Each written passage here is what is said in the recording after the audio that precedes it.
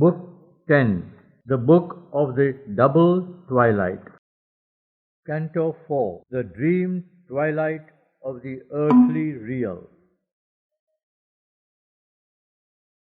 There came a slope that slowly downward sank. It slipped towards a stumbling grey descent. The dim heart marvel of the ideal was lost. Its crowding wonder of bright delicate dreams and vague half-limbed sublimities she had left.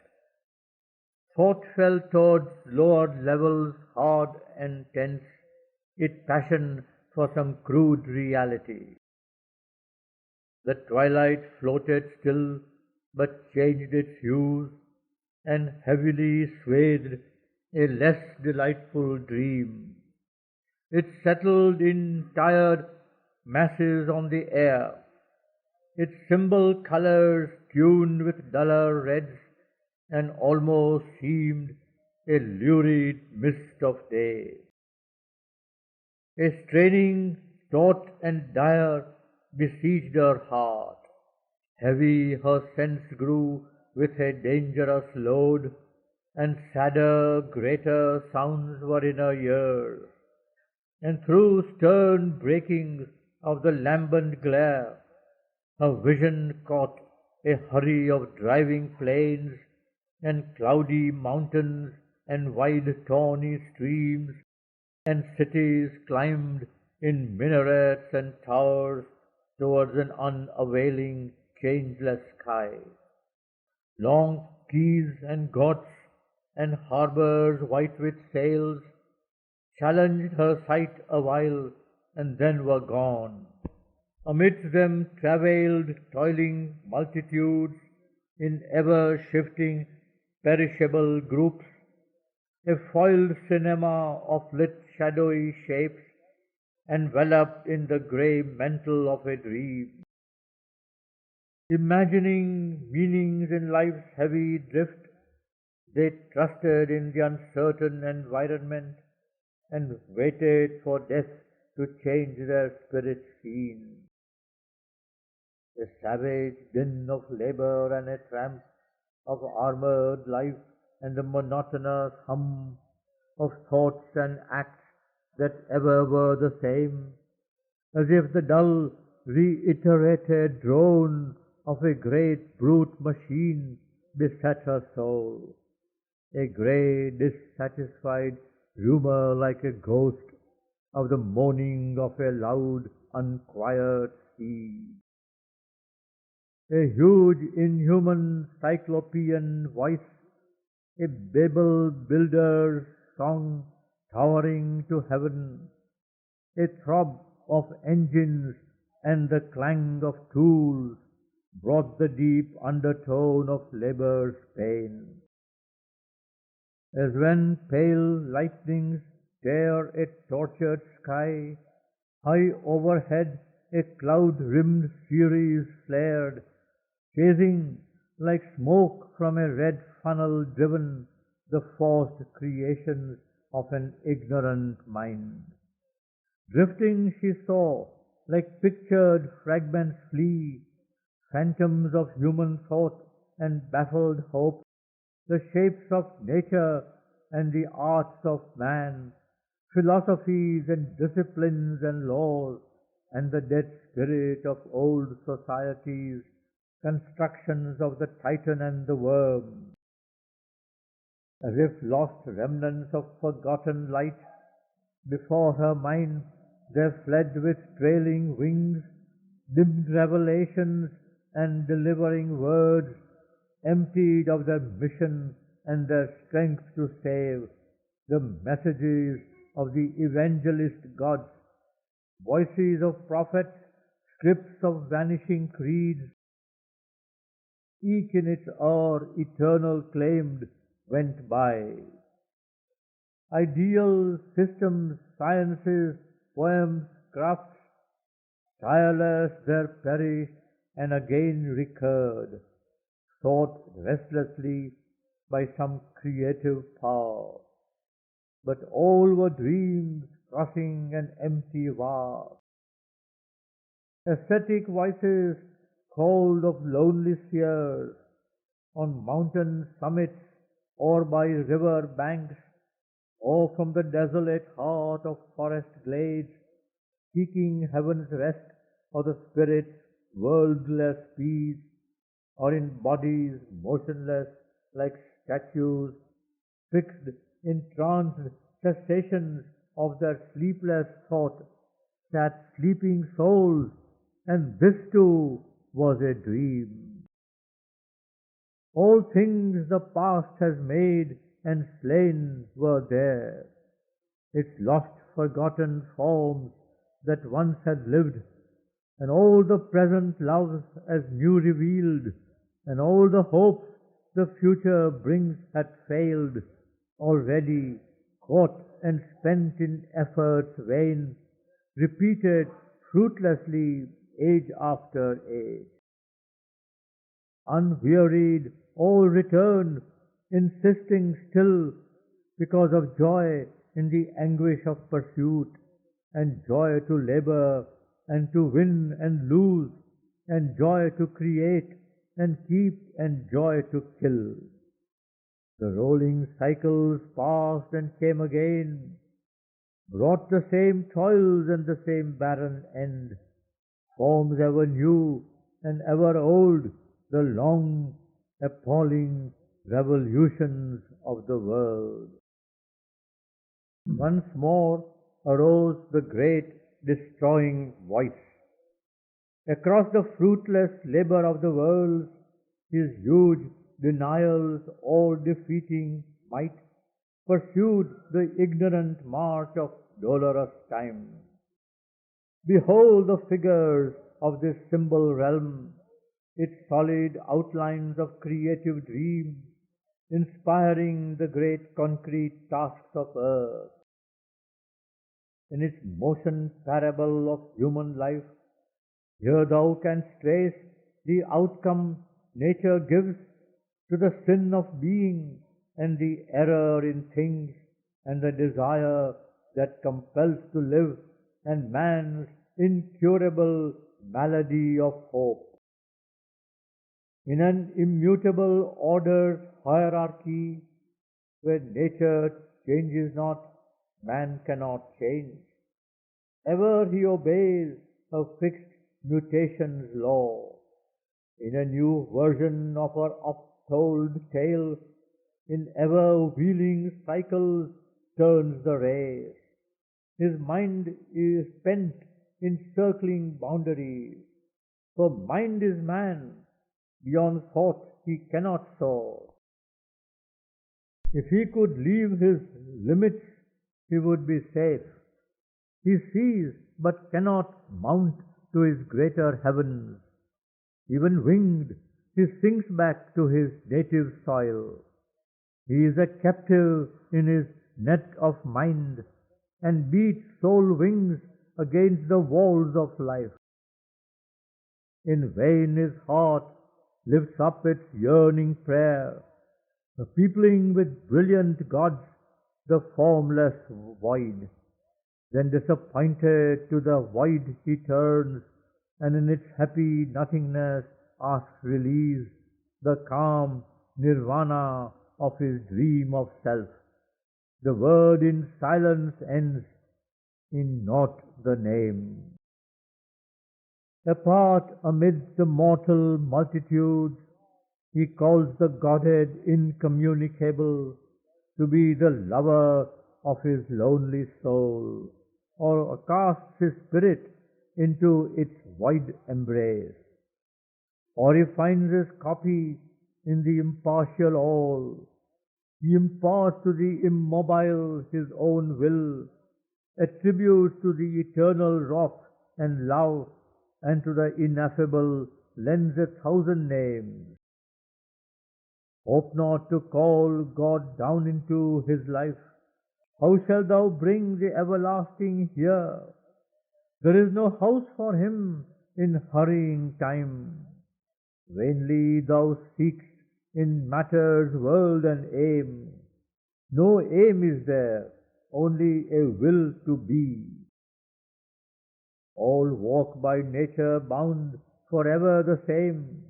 Look on these forms that stay awhile and pass, these lives that long and strive, then are no more, these structures that have no abiding truth, the Saviour creeds that cannot save themselves, but perish in the strangling hands of the years, discarded from man's thought, proved false by time, philosophies that strip all problems bare, but nothing ever have solved since earth began, and sciences omnipotent in vain, by which men learn of what the suns are made, transform all forms to serve their outward needs, ride through the sky and sail beneath the sea, but learn not what they are or why they came. These polities, architectures of man's brain, that bricked with evil and good wall in man's spirit, and fissured houses, palace at once and jail, rot while they reign and crumble before they crash. These revolutions, demon or drunken god, convulsing the wounded body of mankind, only to paint in new colors an old face. These wars, carnage triumphant, ruin gone mad, the work of centuries vanishing in an hour, the blood of the vanquished and the victor's crown, which men to be born must pay for with their pain, the hero's face divine on satyr's limbs, the demon's grandeur mixed with the demigods, the glory and the beasthood and the shame.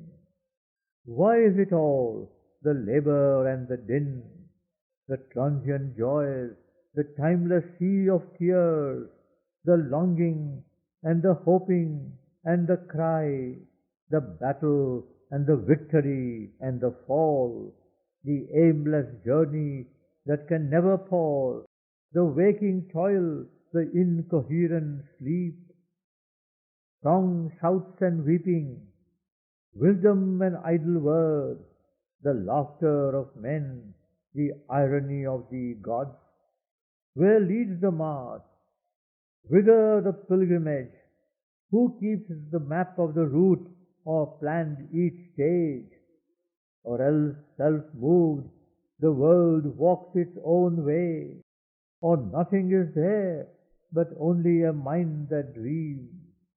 The world is a myth that happened to come true, a legend told to itself by conscious mind, imaged and played on a feigned matter's ground, on which it stands in an unsubstantial vast. Mind is the author, spectator, actor, stage. Mind only is, and what it thinks is seen. If mind is all, renounce the hope of bliss. If mind is all, renounce the hope of truth. For mind can never touch the body of truth, and mind can never see the soul of God. Only his shadow it grasps, nor hears his laugh as it turns from him to the vain seeming of things. Mind is a tissue woven of light and shade, where right and wrong have sown their mingled parts. Or mind is nature's marriage of covenants between truth and falsehood, between joy and pain. This struggling pair no court can separate. Each thought is a gold coin with bright alloy, and error and truth are its obverse and reverse. And this is the imperial mintage of the brain, and of this kind is all its currency. Think not to plant on earth the living truth, or make of matter's world the home of God. Truth comes not there, but only the thought of truth. God is not there, but only the name of God. If self there is, it is bodiless and unborn. It is no one and it is possessed by none. On what shalt thou then build thy happy world? Cast off thy life and mine, then art thou self, an all-seeing, omnipresent, stark alone. If God there is, he cares not for the world. All things he sees with calm, indifferent gaze. He has doomed all hearts to sorrow and desire. He has bound all life with his implacable laws. He answers not the ignorant voice of prayer. Eternal while the ages toil beneath, unmoved, untouched by aught that he has made, he sees as minute details mid the stars the animal's agony and the fate of man. Immeasurably wise, he exceeds thy thoughts. His solitary joy needs not thy love. His truth in human thinking cannot dwell. If thou desirest truth, then still thy mind, forever slain by the dumb unseen light. Immortal bliss lives not in human air. How shall the mighty mother her calm delight keep fragrant in this narrow, fragile vase, or lodge a sweet, unbroken ecstasy in hearts which earthly sorrow can assail, and bodies careless death can slay at will? Dream not to change the world that God has planned. Strive not to alter his eternal law.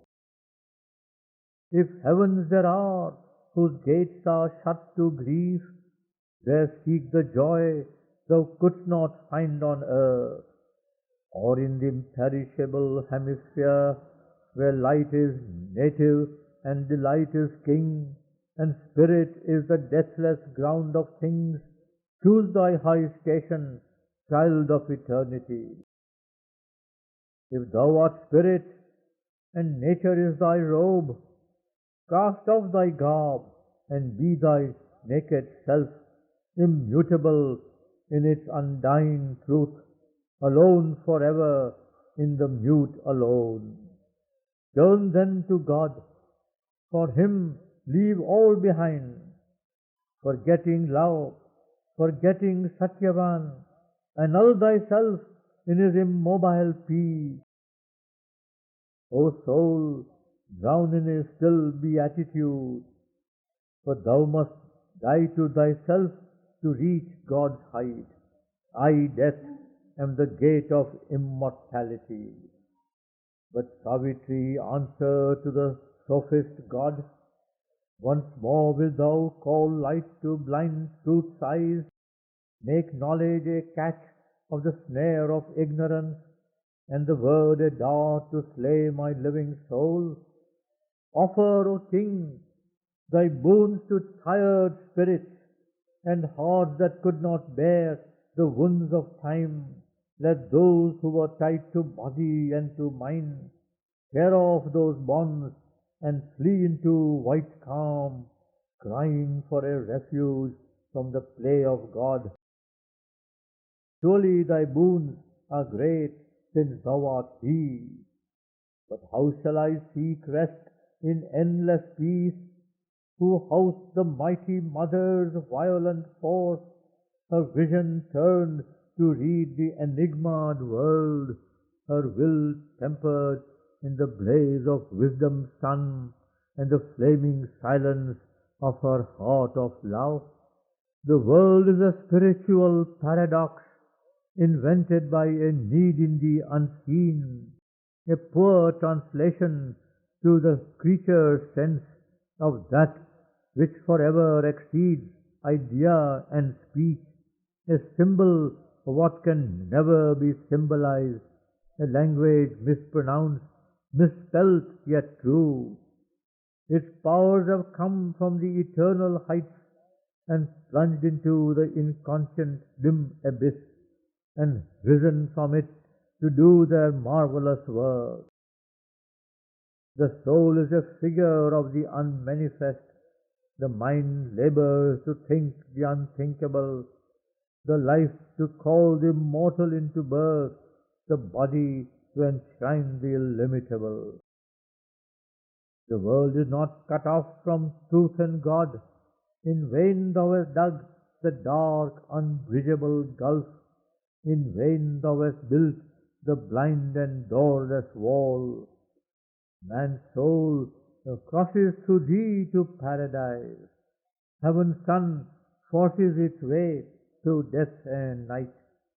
Its light is seen upon our being's verge.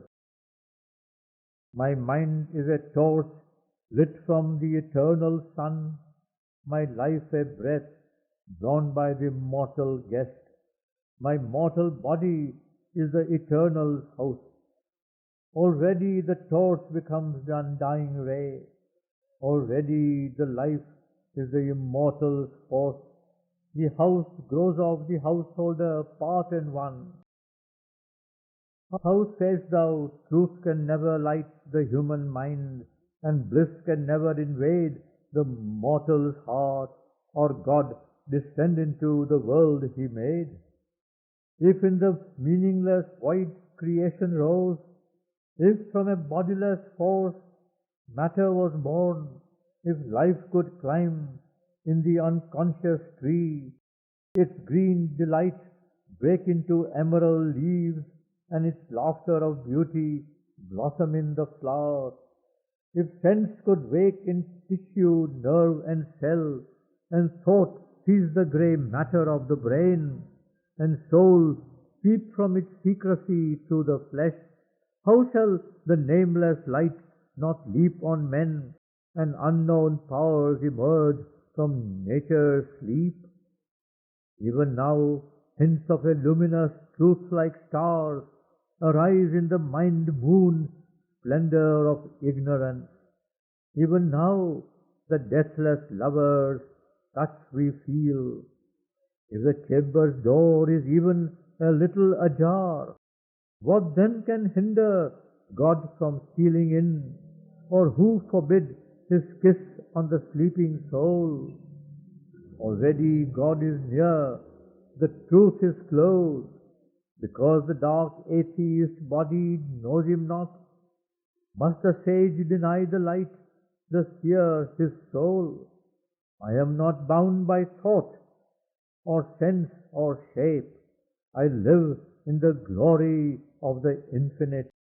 I am near to the nameless and unknowable. The ineffable is now my household mate. But standing on eternity's luminous brink, I have discovered that the world was He.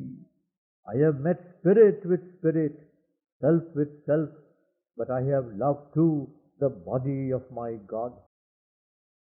I have pursued Him in His earthly form. A lonely freedom cannot satisfy a heart that has grown one with every heart. I am a deputy of the aspiring world. My spirit's liberty I ask for all. Then rang again a deeper cry of death, as if beneath its weight of sterile law, oppressed by its own obstinate, meaningless will, disdainful, weary and compassionate, it kept no more its old intolerant sound, but seemed like life in her unnumbered paths, toiling forever and achieving naught, because of birth and change, her mortal powers, by which she laughs around the term post fixed, turning of a wide circling aimless race, whose course forever speeds and is the same.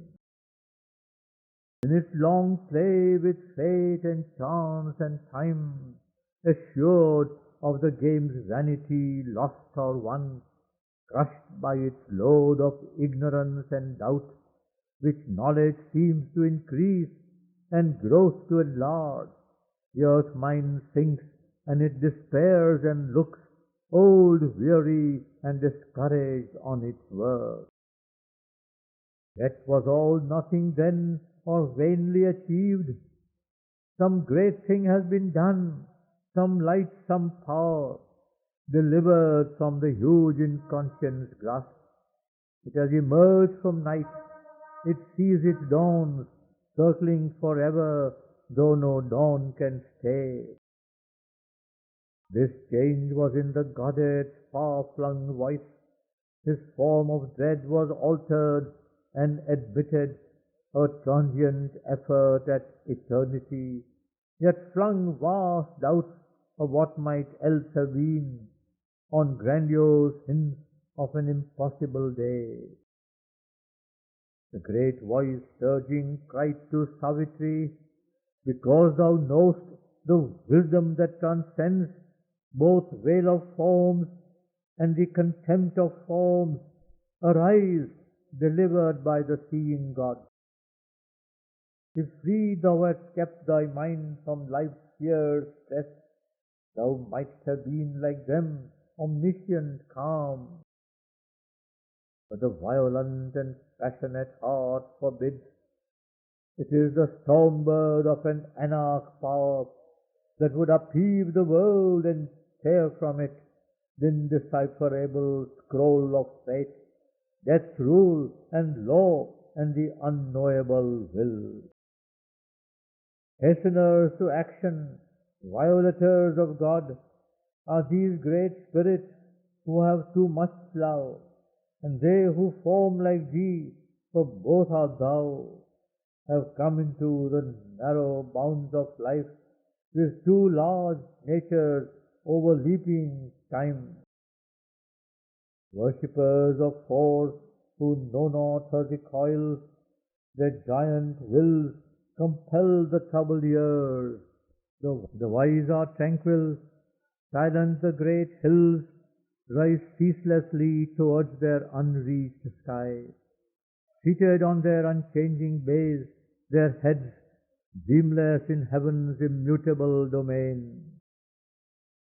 On their aspiring tops, sublime and still, lifting halfway to heaven the climbing soul, the mighty mediators stand content to watch the revolutions of the stars. Motionlessly moving with the might of earth, they see the ages pass and are the same. The wise think with the cycles, they hear the tread of far-off things.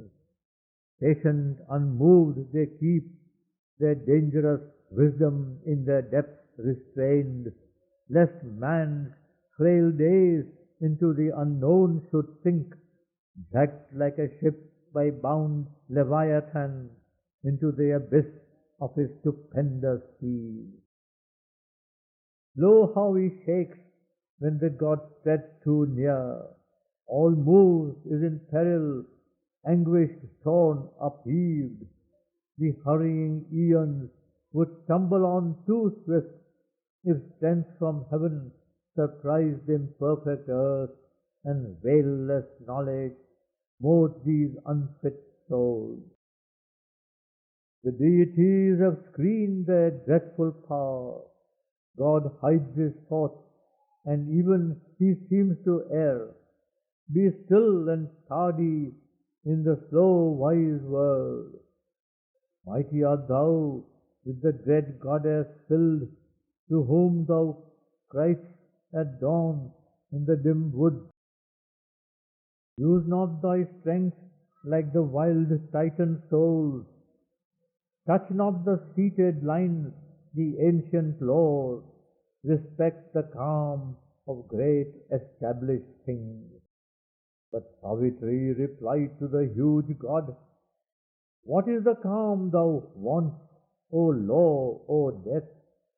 Is it not the dull vision spread in earth of monstrous energies chained in a stark round, soulless and stone-eyed with mechanic dreams? Vain the soul's hope if changeless law is all.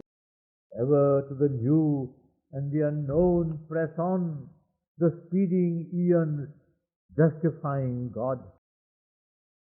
What were earth's ages if the grey restraint were never broken, and glories sprang not forth, bursting their obscure seed, while man's slow life leaped hurried into sudden splendid paths by divine words and human gods revealed?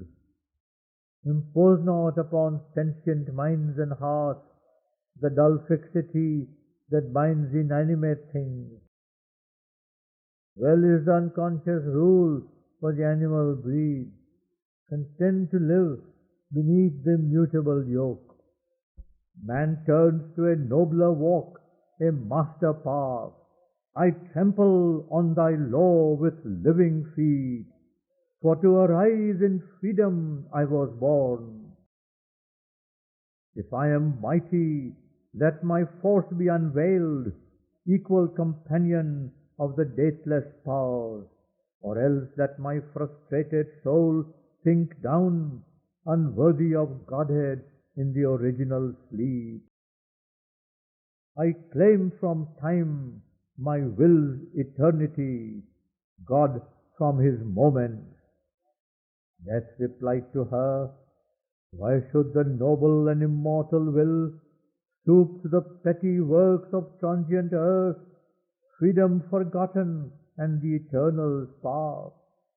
Or is this the high use of strength and thought, to struggle with the bonds of death and time, and spend the labor that might earn the gods, and battle and bear agony of wounds to grasp the trivial joys that earth can guard in her small treasure chest of passing things? Child, hast thou trodden the gods beneath thy feet, only to win poor shreds of earthly life for him thou lovest, cancelling the grand release, keeping from early rapture of the heavens his soul the lenient deities have called? Are thy arms sweeter than the courts of God? He answered, straight I trample on the road, the strong hands hewed for me which plan the path. I run where his sweet dreadful voice commands, and I am driven by the reins of God. Why drew he wide his scheme of mighty worlds, or filled infinity with his passionate breath?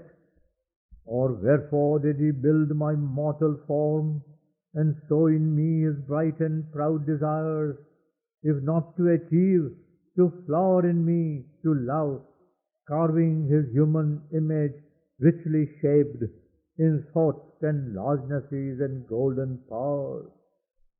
For heaven can wait, or coming in its calm.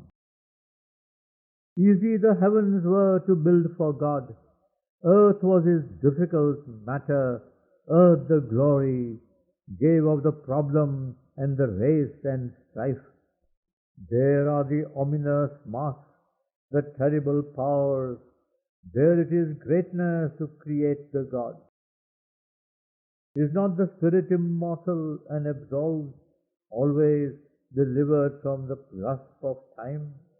Why came he down into the mortal space? Charge he gave to his high spirit in man, and wrote a hidden decree on nature's stuff.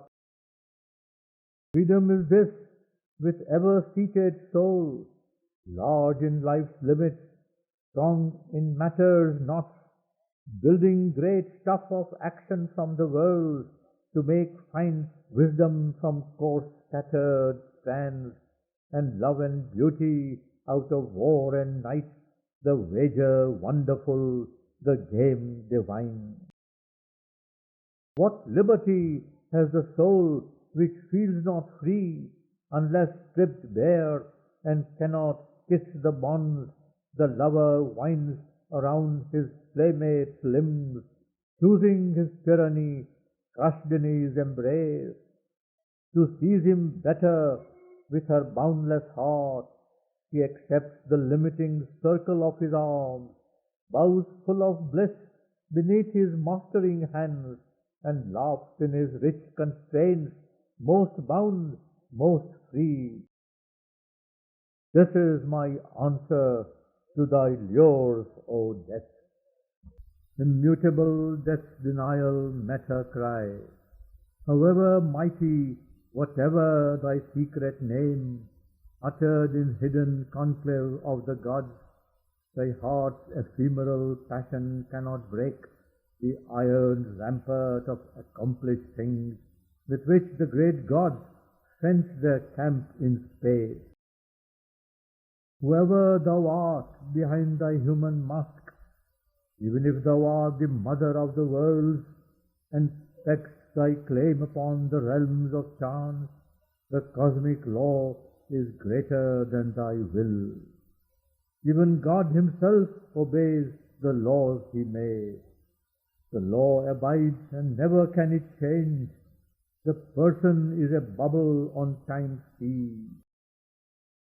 The forerunner of a greater truth to come, thy soul, creator of its freer law, wanting a force behind on which it leans, a light above which none but thou hast seen, thou claimst the first fruits of truth's victory. But what is truth, and who can find her form amid the specious images of sense, amid the crowding guesses of the mind, and the dark ambiguities of a world peopled with the incertitudes of thought? For where is truth, and when was her footfall heard amid the endless clamor of time's march?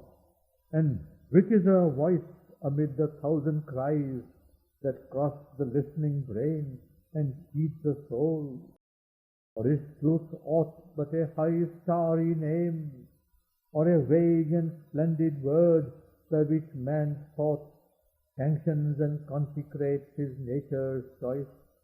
The heart's wish donning knowledge as its robe, the cherished idea, elect among the elect, thought's favorite mid the children of half-light, who high-voiced crowd the playgrounds of the mind, or people its dormitories in infant sleep.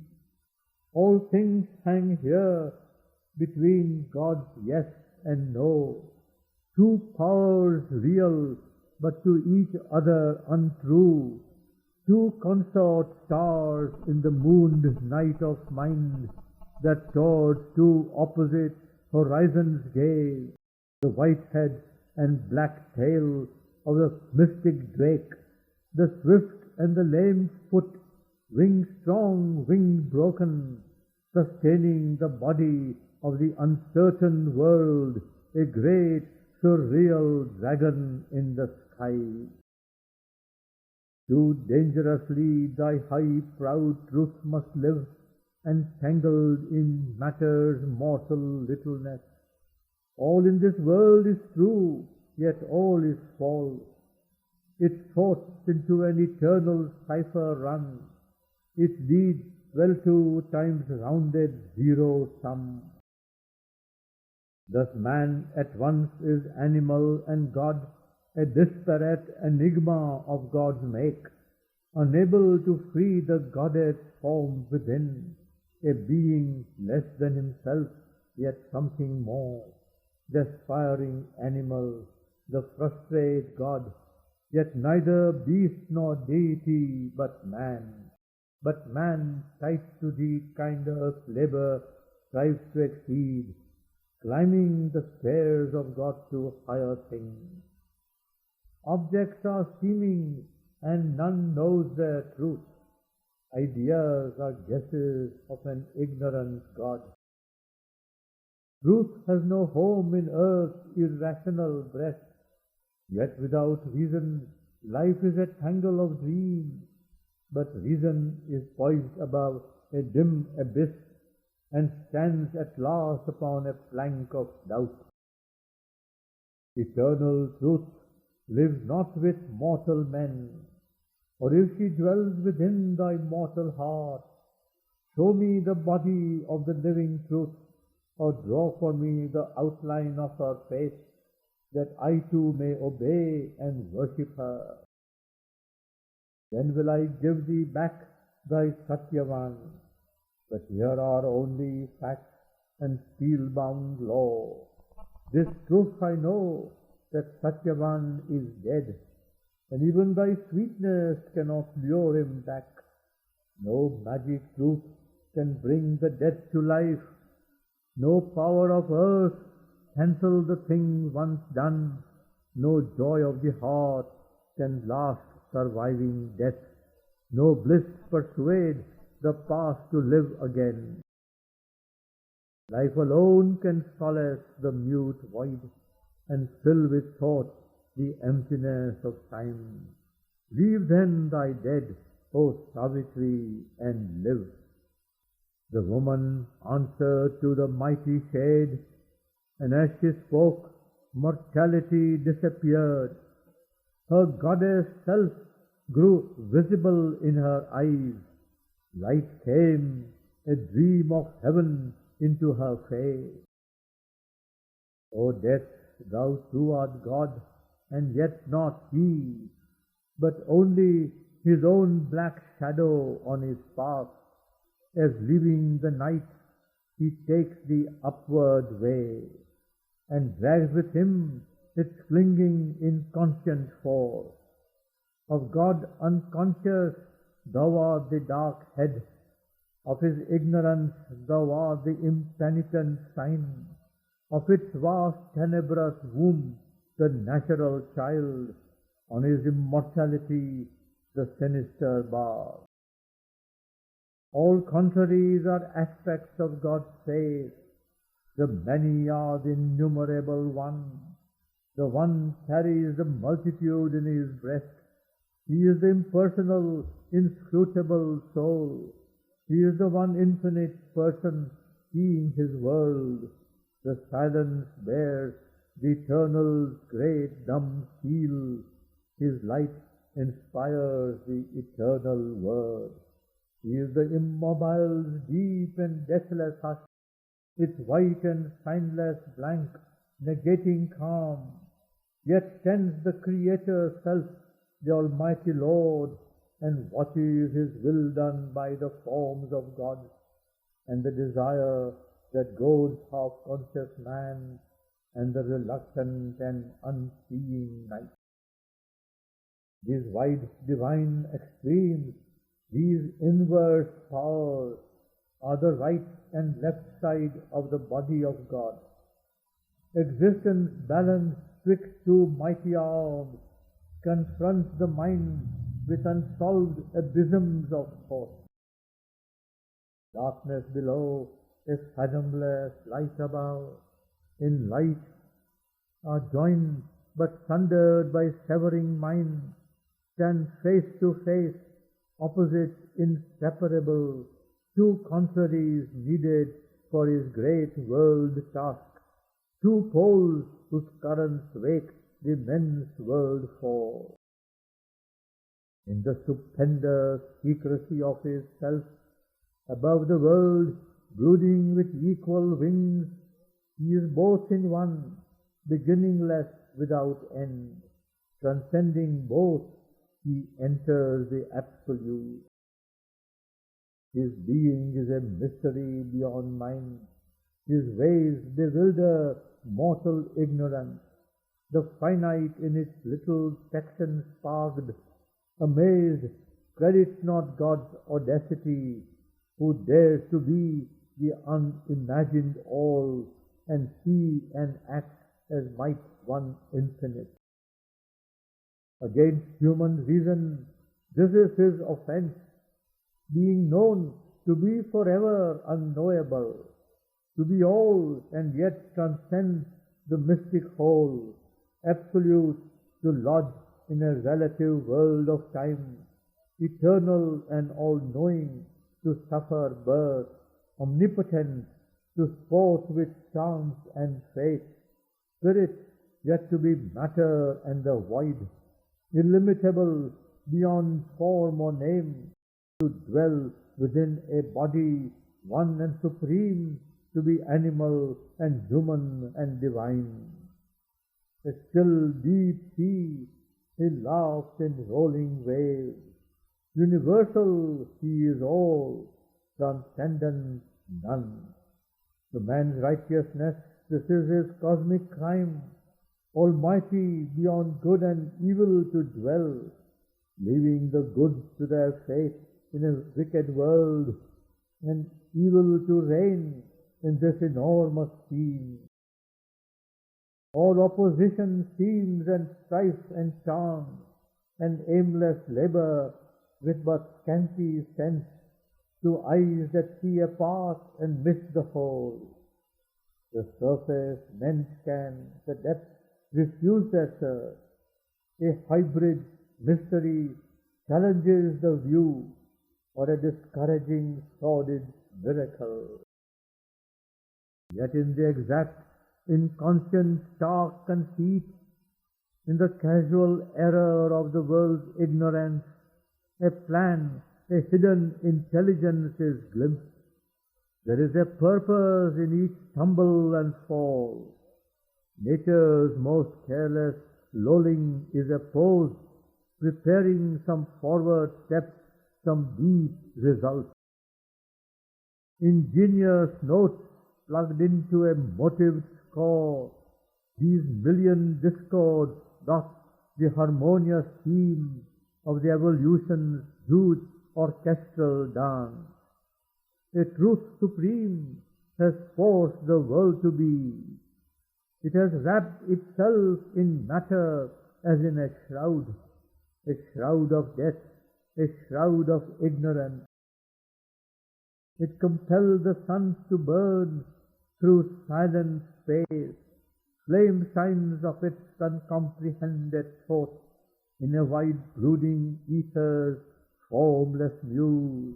It made of knowledge a veiled and struggling light, of being a substance nescient, dense and dumb, of bliss the beauty of an insentient world.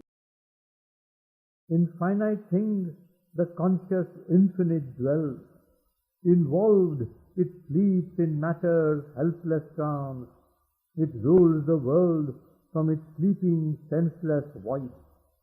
Dreaming it throws out mind and heart and soul, to labor crippled, bound on the hard earth.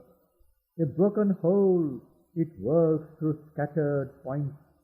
Its gleaming shards of wisdom's diamond thought, its shadowy reflects our ignorance.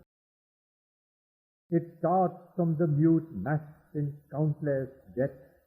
It fashions a being out of brain and nerve, a sentient creature from its pleasures and pangs.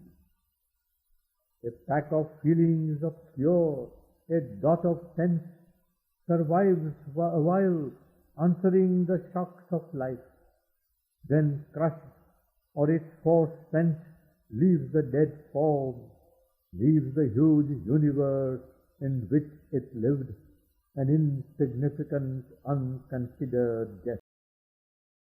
But the soul grows concealed within its house. It gives to the body its strength and magnificence. It follows aims in an ignorant, aimless world. It lends significance to earth's meaningless life. A demigod animal came thinking man. He wallows in mud, yet heavenward soars in thought. He plays and ponders, laughs and weeps and dreams, satisfies his little longings like the beast. He pores upon life's book with student eyes. Out of this tangle of intellect and sense, out of the narrow scope of finite thought, at last he wakes into spiritual mind. A high liberty begins and luminous room. He glimpses eternity, touches the infinite. He meets the gods in great and sudden awe. He feels the universe as his larger self. Make space and time his opportunity to join the heights and depths of being in light. In the heart's cave, speak secretly with God. But these are touches and high moments lived. Fragments of truth supreme have lit his soul, reflections of the sun in waters still. A few have dared the last supreme ascent and break through borders of blinding light above and feel a breath around of mightier air, receive a vaster being's messages and bathe in its immense intuitive ray. On summit mind are radiant altitudes exposed to the luster of infinity, outskirts and dependencies of the house of truth, upraised estates of mind and measureless. There man can visit, but there he cannot live. A cosmic thought spreads out its vastitude. Its smallest parts are here philosophies challenging with their detailed immensity, each figuring an omniscient scheme of things. But higher still can climb the ascending light. There are vasts of vision and eternal suns, oceans of an immortal luminousness, flame hills assaulting heaven with their peaks. There dwelling all becomes a blaze of sight. A burning head of vision leads the mind. Thought trails behind it its long comet's tail. The heart glows and illuminates and sphere, and sense is kindled into identity. A highest flight climbs to a deepest view. In a wide opening of its native sky, intuition's lightnings range in a bright pack, hunting all hidden truths out of their lairs.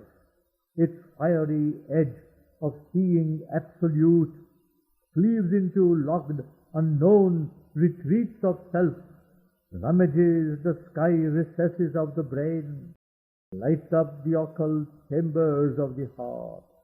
Its spear points ictus of discovery, pressed on the cover of name, the screen of form, strips bare the secret soul of all that is. Thought there has revelation's sun-bright eyes. The word, a mighty and inspiring voice, enters truth's inmost cabin of privacy and tears away the veil from God and life. Then stretches the boundless, finite, vast expanse, the cosmic empire of the overmind, time's buffer state, bordering eternity, too vast for the experience of man's soul. All here gathers beneath one golden sky. The powers that build the cosmos station take in its house of infinite possibility. Each god from there builds his own nature's world. Ideas are phalanxed like a group of suns. Thought crowds in masses, seized by one regard. All time is one body, space a single look. There is the Godhead's universal gaze, and there the boundaries of immortal mind. The line that parts and joins the hemispheres closes in on the labor of the gods, fencing eternity from the toil of time.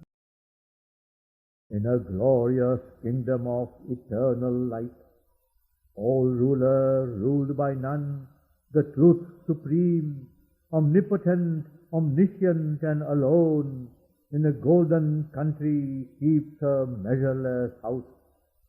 In its corridor she hears the tread that comes, out of the unmanifest never to return, till the unknown is known and seen by men. Above the stretch and blaze of cosmic sight, above the silence of the wordless thought, formless creator of immortal forms, nameless, investitured with the name divine, transcending time's hours, transcending timelessness, the mighty mother sits in lucent calm and holds the eternal child upon her knees, attending the day when he shall speak to fate. There is the image of our future hope. There is the sun for which all darkness waits. There is imperishable harmony. The world's contradictions climb to her and are one. There is the truth of which the world's truths are thread, the light of which the world's ignorance is the shade, till truth draws back the shade that it has cast. The love our hearts call down to heal all strife, the bliss for which the world's derelict sorrows yearn. Thence comes the glory sometimes seen on earth, the visits of Godhead to the human soul, the beauty and the dream on nature's face. There the perfection born from eternity calls to it the perfection born in time, the truth of God surprising human life, the image of God overtaking finite shape. There, in a world of everlasting light, in the realms of the immortal supermind, Truth who hides here her head in mystery, her riddles deemed by reason impossible, in the stark structure of material form, unenigmaed lives, unmasked her face, and there is nature and the common law of things. There in a body made of spirit stuff, the hearthstone of the ever-living fire, action translates the movements of the soul, thought steps infallible and absolute, and life is a continual worship's rite, a sacrifice of rapture to the One. A cosmic vision, a spiritual sense, feels all the infinite lodged in finite form, and seen through a quivering ecstasy of light, discovers the bright face of the bodiless. In the truth of a moment, in the moment soul can sip the honey wine of eternity. The Spirit who is no one and innumerable, the one mystic infinite person of his world, multiplies his myriad personality, on all his bodies seals his divinity stamp, and sits in each immortal and unique. The immobile stands behind each daily act, a background of the movement and the scene, upholding creation on its might and calm, and change on the immutable deathless poise.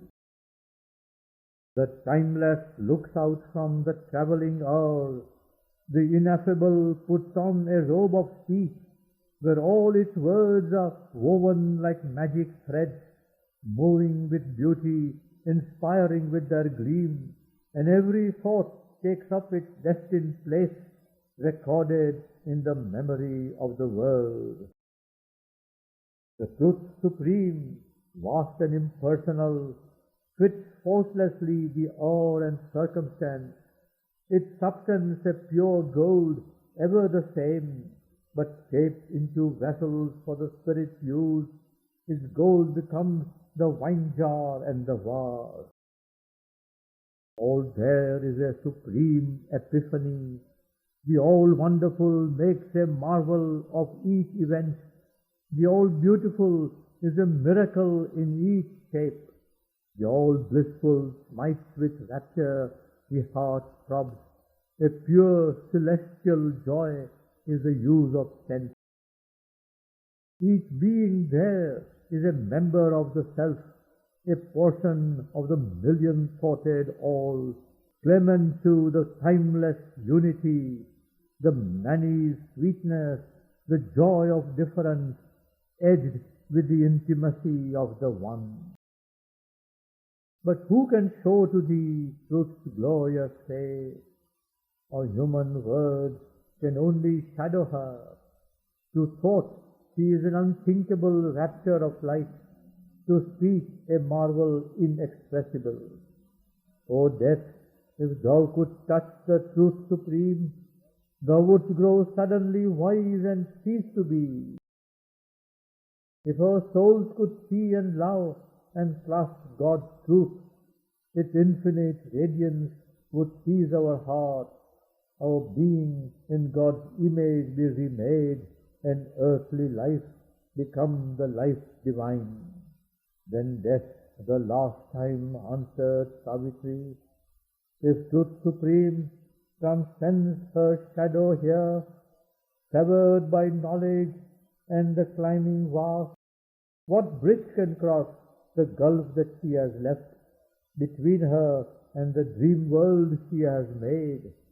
Or who could hope to bring her down to men and persuade to tread the harsh globe with wounded feet, leaving her unapproachable glory and bliss, wasting her splendor on pale earthly air? Is thine that strength, O beauty of mortal limbs, O soul who flutterest to escape my death? Who then art thou, hiding in human guise? Thy voice carries the sound of infinity. Knowledge is with thee, truth speaks through thy words. The light of things beyond shines in thy eyes. But where is thy strength to conquer time and death? Hast thou God's force to build heaven's values here? For truth and knowledge are an idle dream, if knowledge brings not power to change the world, if might comes not to give to truth her right.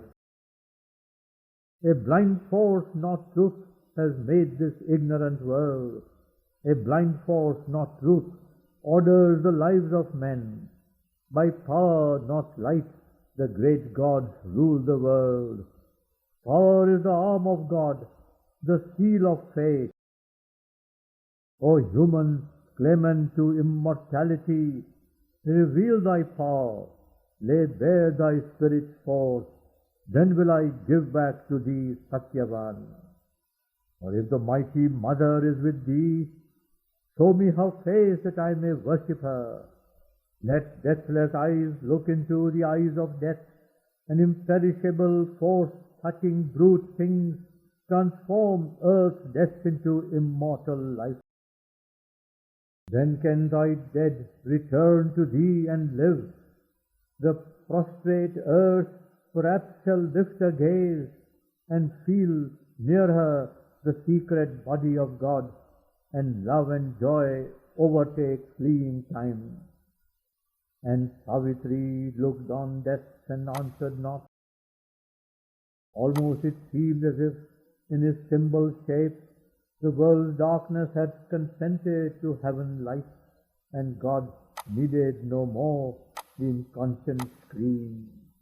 A mighty transformation came on her, a halo of the indwelling deity, the immortal luster that had lit her face and tented its radiance in her body's house, overflowing made the air a luminous sea. In a flaming moment of apocalypse, the incarnation thrust aside its veil. A little figure in infinity, yet stood and seemed the eternal's very house, as if the world's center was her very soul, and all white space was but its outer robe. A curve of the calm hauteur of far heaven, descending into earth's humility, her forehead stands Vaulted the omniscient's gaze, her eyes were two stars that watched the universe.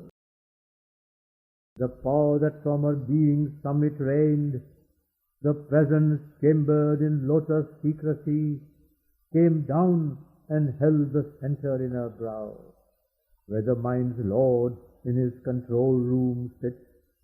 There throned on contemplation's native seat, he opens that third mysterious eye in man, the unseen's eye that looks at the unseen, when light with a golden ecstasy fills his brain, and the Eternal's wisdom drives his choice, and eternal will seizes the mortal's will.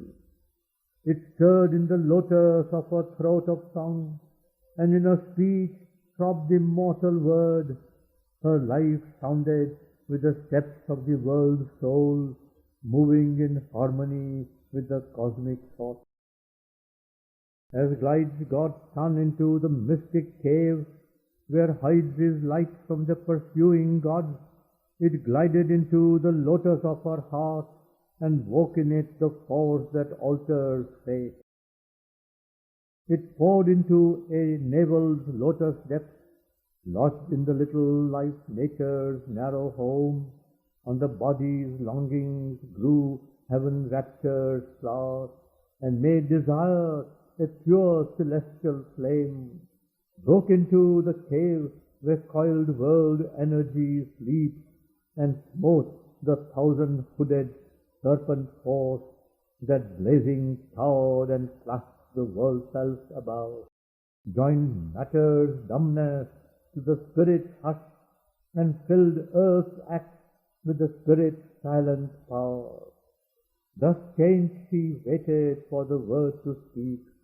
Eternity looked into the eyes of death, and darkness saw God's living reality. When a voice was heard that seemed the stillness self, or the low calm utterance of infinity, when it speaks to the silence in the heart of sleep, I hail thee, almighty and victorious death, thou grandiose darkness of the infinite. O void that makest room for all to be, hunger that gnawest at the universe, consuming the cold remnants of the suns, and eats the whole world with thy jaws of fire, waster of the energy that has made the stars, in conscience carrier of the seeds of thought, nescience in which all knowledge sleeps entombed, and slowly emerges in its hollow breast, wearing the mind's mask of bright ignorance. Thou art my shadow and my instrument.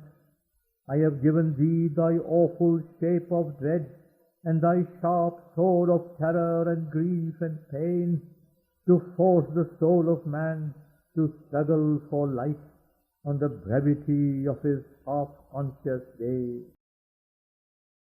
Live death awhile, be still my instrument.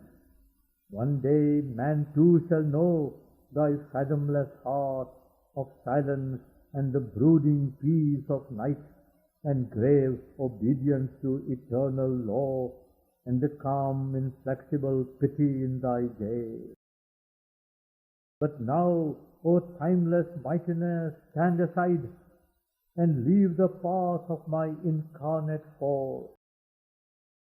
Relieve the radiant God from thy black mask. Release the soul of the world called Satyavan, freed from thy clutch of pain and ignorance, that he may stand master of life and fate, man's representative in the house of God, the mate of wisdom and the spouse of life, the eternal bridegroom of the eternal bride. He spoke. Death, unconvinced, resisted still, although he knew, refusing still to know, although he saw, refusing still to see. Unshakable he stood, claiming his right. His spirit bowed, his will obeyed the law of its own nature, binding even on gods. The two opposed each other face to face. His being like a huge fort of darkness towered. Around it her light grew, an ocean siege. Awhile the shade survived, defying heaven, assailing in front, oppressing from above. A concrete mass of conscious power, he bore the tyranny of her divine desire. A pressure of intolerable force weighed on his unbowed head and stubborn breast. Light like a burning tongue licked up his thoughts. Light was a luminous torture in his heart. Light coursed a splendid agony through his nerves. His darkness muttered, perishing in her blaze. Her mastering words commanded every limb and left no room for his enormous will that seemed pushed out into some helpless space and could no more re-enter but left him void. He called to night, but he fell shuddering back. He called to hell, but sullenly it retired. He turned to the inconscient for support from which he was born, his vast sustaining self. It drew him back towards boundless vacancy, as if by himself to swallow up himself. He called to his strength, but it refused his call. His body was eaten by light, his spirit devoured. At last he knew defeat inevitable and left crumbling the shape that he had worn, abandoning hope to make man's soul his prey and forced to be mortal, the immortal spirit. Afar he fled, shunning her dreaded touch, and refuge took in the retreating night. In the dream twilight of that symbol world, the dire universal shadow disappeared, vanishing into the void from which it came. As if deprived of its original course, the twilight realms passed fading from their souls, and Satyavan and Savitri were alone. But neither stirred. Between those figures rose a mute, invisible and translucent wall. In the long blank moment's pause, nothing could move. All waited on the unknown, inscrutable will.